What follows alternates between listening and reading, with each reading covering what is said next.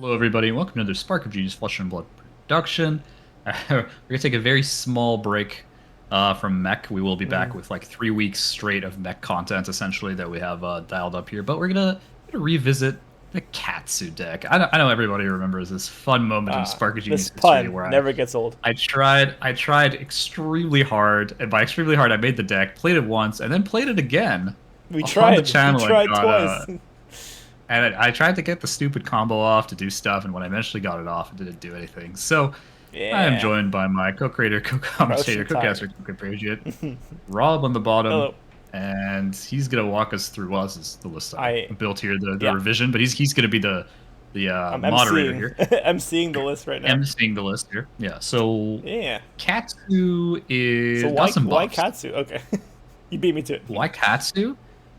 I think he is now graduated from an unplayable deck to a deck you can have fun with at Armory. And you know what? That's You didn't good have enough. fun last time you played this list? Or this deck? No, not. I did not. No, and then I played regular Katsu. I'm like, wait, this is way more fun than playing Cat. Regular Katsu got pretty good, yeah. He did. So we can start with the equipment really. So the main thing is that leg piece. That's what came out. This is new. In TCC, which is the new upper set with the Professor. So that's the new little box you can get for I think like 55 US, like 70 something Canadian. So the round the table, round the table box. Yeah. So this is the leg piece that comes in the Ira deck, and it is specifically an upgrade over Snaps because not only does it give you an armor in Battle Worn, but it lets you have a Crouching Tiger that enables so much of your deck to get such good value. And by good value, I mean that like there's multiple cards that gain +1 or can gain a value onto this Crouching Tiger. Well, you actually have one. It's a shocking concept, I know, but it just revolves around the deck so much and giving you that extra anytime you want. Here's a free Crouching Tiger. This is really good to start off. Even like mid-sized chains, right? So we can look at the deck a little bit more in depthly here. Yeah. I'll start with the reds. I mean, I can start with some of the cards that really didn't change. So things like Ancestral Powerments, Razor Reflexes. So those buffs are really meant to force your on hits for Tiger Swipe, which is the core card in the deck here. Tiger Swipe. To enable your big combos, right? So obviously it combos because +2 go again. That's fine. You need this to hit though. So +1 gets you over things like Sync, Fate, any of those D-Reacts. Ancestral hits this. Razor is obviously, it's not strictly necessary, but like you're running E-Strike and cards like that, and you really do need this card to hit to do like 25+ damage. And so that's why you're running the Razors in the Ancestral. Yeah. The same, I guess, for the Art of War. You get the +1 unexpectedly, potentially could hit. Unless it's not meant to be used that way. But. You're not usually using Art of War as a trick. You're usually starting your turn with Art of War to gain +1 of the Crouching Tigers. So yeah, you can if you like draw a second one. You gotta. Yeah. If you gotta, you gotta. But it's generally going to be Razor and Ancestral. Also, the Concealed Blade, which is the blue that I've added. Because this came out in Outsiders, right? Yeah, so Outsiders was after, because all these cards, because Crouching Tiger came out in Dynasty, right? And so Outsiders came after Dynasty as like the first core set that came after Dynasty. And this card's great. It's a blue 3 block that actually does something, which is quite nice. And it gives +1, so it's like the same as like anything you actually need. So it's just another way to get over blocks in that particular case. So to that end, we also have the arm piece here. We are still running the arms. On the top. Our main arms. That's the main arms. Breaking Scales. Our main squeeze Breaking Scales because Tiger Swipe is a combo card, so it is targetable by Breaking Scales. That's the only reason you really have it. So you have multiple ways of getting over. So that's the one piece, and that's kind of the core where it goes around. Another new card I've added is Bittering Thorns, the red. So that also comes in TCC. It's right next to the Ancestral. It's a 1-for-4 go again versus I don't know what the other one was, a 1-for-3, I guess, at yellow. Yeah, I believe so. So it's a 1-for-4. The reason it's in here is just a better leg tap. Like it's a 1-for-4, could be a 1-for-5. It's the next attack. right? So it could be anything. It could be a Kadachi for all you know, right? Like it's probably would want it on an actual attack. But I'm just saying it But could yeah, be literally anything. it can help your It pushes. tiger swipe get up to 5. Yeah, it could push the tiger. Well, it wouldn't be the tiger swipe because it would hit the crouching tiger that comes before. Because you need to put a crouching tiger before the tiger swipe for Right. combo. But You pop, it pop helps legs your. first. No, I'm kidding. Yeah. I like it because it helps the break points because you have a lot of 0 for 3s, right? So you have mask momentum. So because you have mask momentum, the 4 power break point is actually quite important because you want to be drawing a lot of cards with this deck. It's with many other decks, but in this deck particularly, getting another card gets really good value on combo turns. So that +1 on Bittering Throne is actually quite nice. Another card I added that was, I don't think it was, I think might have been in the original list, but I might have not like fleshed it out is Double Strike. I think was not. I don't think I really talked about it too much, but Double Strike's just really good because of it plays very well with Mask Momentum. To be fair, it's in the main 60, but it is for the first card outside out into decks to block, and that I would be using instead of Mask of Momentum, I'd be using Mask of the Pouncing Links. This card does not work very well with Mask of the Pouncing Links, in my opinion, so would not really care for that too much. But it does also play well with, if you absolutely need to, you can use it with Head Leads the Tail, which is one of the new cards that came in the set from Outsiders also. This card was essentially made for Crouching Tigers because you literally just name Crouching Tiger, right? And so what this can do is it can by itself come in as a 1 for 6 off a Predatory Streak. Because Predatory Streak gives you extra Crouching Tigers, and all of them will be essentially buffed once you play them. So the more Crouching Tigers you have, the better Head Leads the Tail becomes, right? Right. The next new card from TCC was Growl, and this is kind of like the other major piece I was looking for. It's on the top right next to Flex Claws, right next to Head Leads the Tail. Oh, sorry, yeah. Didn't recognize the art for this one, yeah. Right. So, yeah, because it's a brand new card. I'm sure many people who haven't been looking at the set haven't looked at it. But I was quite excited for this card, too, mainly because it's the opener that we all deserved, that we thought Pouncing Chi should have been. And the key is that this has Unconditional Go Again. It is a 0 for 3, but it's a head jab with text because it says the next Crouching Tiger is +1. Now, with these new boots, you can get Crouching Tiger whenever you want. So this can always be live as long as you have your boots.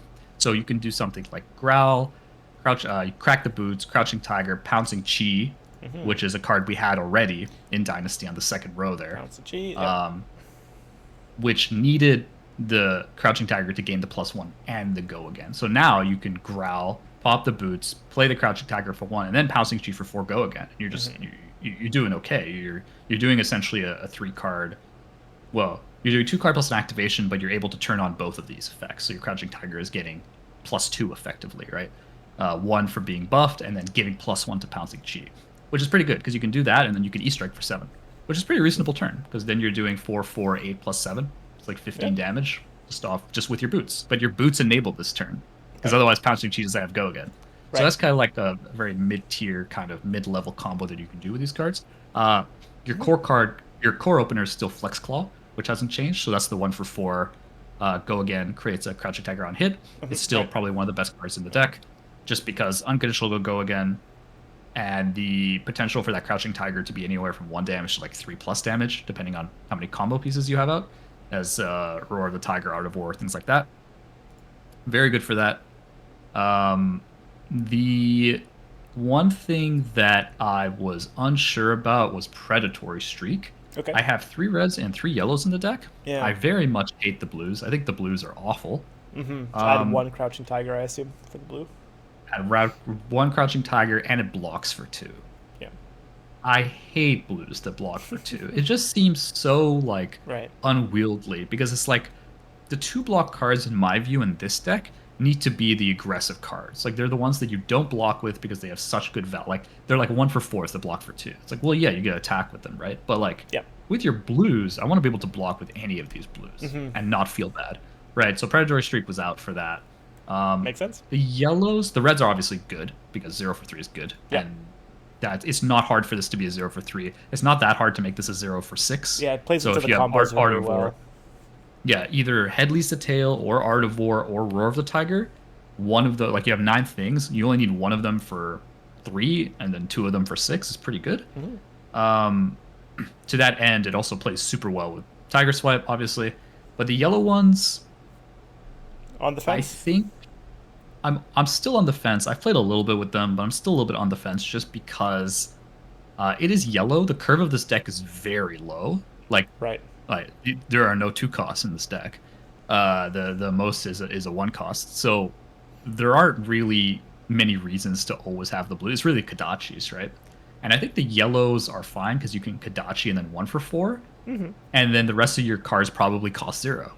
So yellows are actually like pretty reasonable, whereas you only really need the blues against things like frostbites or any kind of disruption. So to that end, they're okay pitch wise. I just don't know about playing them. Mm-hmm. I don't know if that makes sense, but Yeah, I still agree. working on the, Yeah. still figuring out if I want the yellow predatory streaks or something else. Mm-hmm. Relatively new addition, Ride the Tailwind. Yeah. I definitely did not, and that's kind of the yellow Ride the Tailwinds actually is what I'm thinking about replacing Predatories with, but the red ones are coming in for sure. Another head jab with text. So it's a 0 for 3 go again, blocks 2. When it hits, the next attack action with 2 or less base you play in the combat chain gains go again. So this targets Tiger Swipe and Salt the Wound. These are the two things that don't have go again. Initially, Tiger Swipe can gain go again with the Crouching Tiger, it's true. But if for some reason you can't play a Tiger before it, at least Ride the Tailwind can give it go again, so it's not absolutely useless. Right. It's mainly for Salt the Wound Okay. because you don't play snaps in the main build, so you don't get that automatic, like, if you mask, let's say you have a Tiger Swipe or Salt and you Katsu for the second one, you can't just snaps one and do a double. Like you usually do that with like Massacre Pouncing Links for like a Phi build. You used to do that for like Lava Burst into like Salt the Wound or whatever, and those really fat builds. You can't really do that without the snaps here, right? Or Breeze Rider Boost, which we're not playing, but it's not combo anyway. So Salt the Wound is not combo, so it'd be snaps. Right. So this is really targeting the Salt the Wounds for those really big turns. But a 0 for 3 is still fine because it can still be buffed by things like Bittering Thorn, right? So you like pitch Kodachi, Bittering, Ride, and maybe they're like blocking one of the, like if they don't block either, this is coming in for 4 on a mass trigger, which is kind of nice, like force a little bit of armor. Then you swing the second Kodachi, and then you like something, and you could pretty easily trigger a second mask or the second opportunity to Second hit opportunity, mask. Yeah. So again, good synergy with Bittering Thorns. So I like it. I just don't know if I like the yellows enough, to be honest. But the yellows would miss all the synergy with the +1s, I guess. So like it'd be a 0 for 3 again. But it still does give the go again on a cost 2 or less, I believe. I don't think that changes on the yellow. Or does it go down to 1? Still 2 or less. Still 2, yeah. No, still 2 or less, yeah. So I'm not sure. I might also just replace it with another red card. It's just like curve-wise. I don't know how necessary the yellows are. I'm still trying to figure that out. We have a couple 100 wins. It's really just more 0 for 3s. No particular reason why it's 100 wins. I am running the triple Winds of Eternity. Yeah, a little bit of recursion doesn't hurt. It doesn't hurt nobody. Yeah. So do those 100 wins. You can, if your hand is truly useless, you can 100 wins and then on the Katsu hit grab another 100 wins, and that does come in for 4. It is a thing. But also, again, that +1 on the 0 for 3 makes it a 1 for 3. See, the red Bittering Thorns actually does quite a bit more work than you'd think. The other cards really haven't changed. Art of War, Roar of the Tiger, Double Salt the Wound. I think triple is pushing it. There are so many turns where, this card doesn't do anything unless you're on combo. And if you're on combo, you're probably Katsuing for this card. Okay.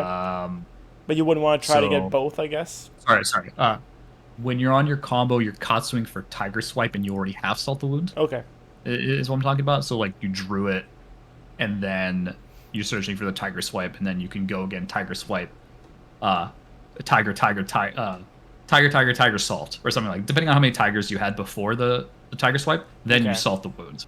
And so after the Salt the Wound, you get all that stuff, right? So it'll be like a Salt the Wound from Arsenal or something along those lines. Okay. Which is good. It can get some like pretty good stuff. And then if you have the Ride the Tailwind, obviously go again. You can do some other stuff after. But the key is you want to Salt the Wound, go again, Salt the Wound, which is like Pog. Like it's like a 7 to 7 on a super wide turn. If you can dig it. But the other blues are all 3 blocks. Soulby, fine. Has a little bit of synergy to Ride the Tailwind, where like it gains go again regardless if it hits or not. If you have the Ride the Tailwind, so Could be worse. I don't know. Yeah. And Pouncing Chi blocks for 3. It's fine. Wins a turn. It's fine.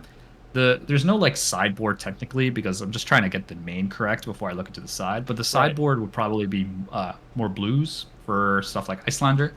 Maybe go up to like 15 blues, Currently, I something think along you're those at lines. 12 blues in the deck here, so It's a little light. It's a little light, and the issue is that when you have so many 0 costs, the Frostbite just like makes you use a pitch card.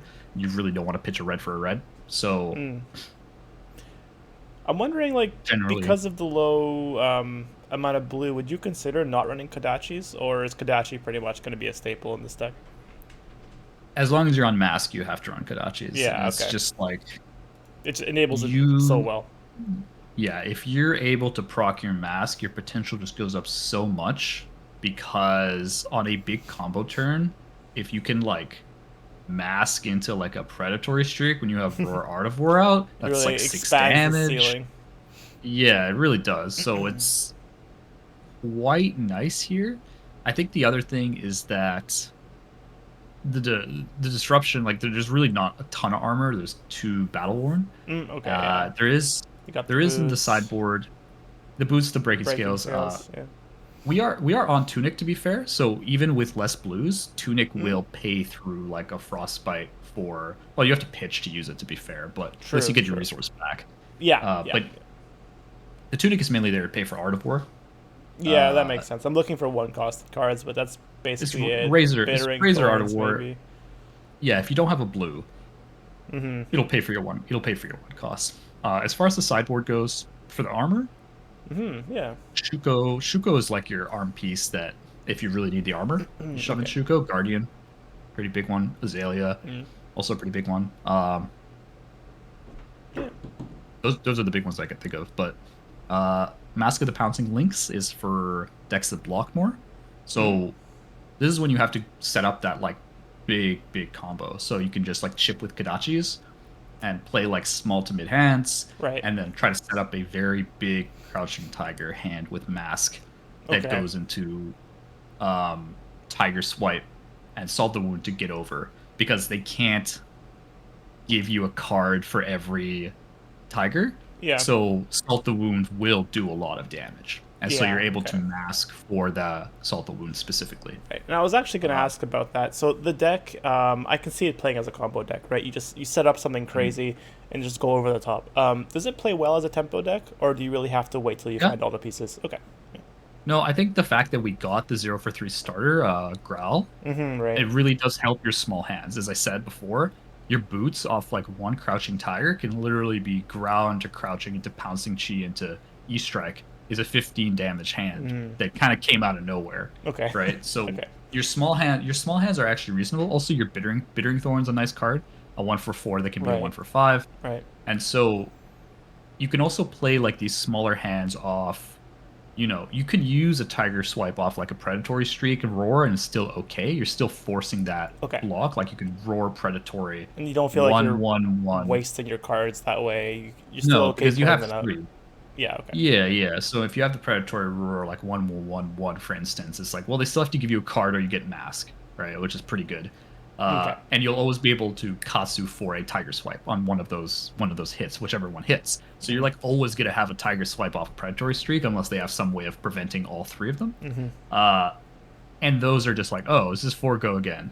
You need to block this, otherwise this is coming in for 7. This is a 0 for 7 if you don't block this. You know what I mean? Because you're just going to create 3 more Tigers, and they're just going to hit you for 1. So you are able to still play smaller hands. You do have like E-Strike Razor. You do have ways of doing it. The other cards I'd probably consider siding are Flick Flex, Red Flick Flex, for the defensive matchups. So again, like Bravo Azalea. I think I would probably run Flick into some of the aggro decks. I'm not sure about all of the aggro decks, but decks like Lexi for now until she's LL'd. But maybe Max if that takes off. Max, yeah. I agree. Max, then you can make your combo pieces plus block for +2, which is great because you do have a lot of combo pieces in this deck. So blocking with a 1 for 5 is quite nice. Yeah. Flick Flack. CNC is also something. So against decks that don't have Crown that are aggressive, adding CNC. I was going to ask about it, but it might be kind of high pitch. You know, it increases the pitch curve quite a bit. I think unless you need it, I probably wouldn't run it, but it does help your smaller hands by just going like Yeah, block Bittering out and Thorn, just. CNC. I'm That's a Ira. good Look at card. It's me. true. Any card gets the +1. So Yep. this is like I'll make it. It's kind of like your not Mavrion, Shadow Puppetry, where you give your CNC plus Yep. one. Right. It's kind of nice. It's literally Ira on a stick because it is an Ira deck, right? But like, That's remember fair. at That's fair. Blitz when you just like Kadachi CNC? Like, holy Oh, moly, that takes me that was back. Yeah. that was tempo right there. The definition of tempo right Mm. there. So those are some other cards. I'll throw them up here so then when people click the link, they actually like have Okay, these so this will be on updated their by the time inventory. people see the deck Yeah, tag. I just like wasn't like this deck is still Yeah, testing things it kind of doesn't make thing, but sense it to is fine fun. tune a sideboard until the main board No, is complete. So it makes sense. no, and we will have gameplay with this deck coming out, so we'll be able to see it in action. I don't know if it'll agree with me We can try it at least running it. twice. Yeah, we'll try a couple games. These games won't be that difficult, but we'll also show kind of what the deck can do.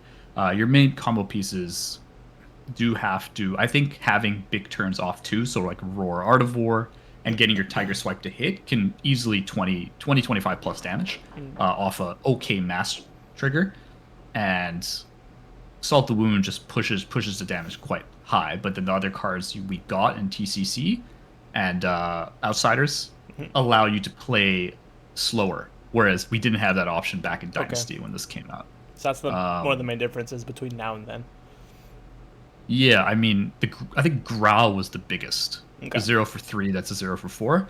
And the legs that allow you to essentially use Growl whenever. Like, Growl will okay, always be a 0 for 4 off the legs. I think those two specifically, and then to a lesser extent, Bittering Thorns to enable you, Bittering Thorns and then Headley's to Tail. Headley's to Tail is just nice for those big combo turns, yeah, but can also get very good value off, like, if you have the legs. It's also a 1 for 4 because you're gonna get at least one tiger, but off predatory streak, it just allows you to multiply those effects. yeah, And without cards like that, there's only Roar and Art of War that let you like go wild with your right. Which predatory streaks, isn't right? many, I guess. Yeah, Exactly. So that was the deck. Uh, yeah. Feel free to comment about any cards that you might want to add, or some pieces that are you think could be tweaked a little bit, and I'll take a look. I don't work on every single one of my decks all the time. There'll be a lot of decks I'm working on at any given Yeah, time, yeah. but I will take a look and comment, see if something I might have actually tried already and I just didn't have on this Yeah. version or something along those lines. But with that, if you like this content, feel free to like, comment, and subscribe. And with that, from wherever you're watching, have a good morning, good afternoon, or good evening. Bye for now.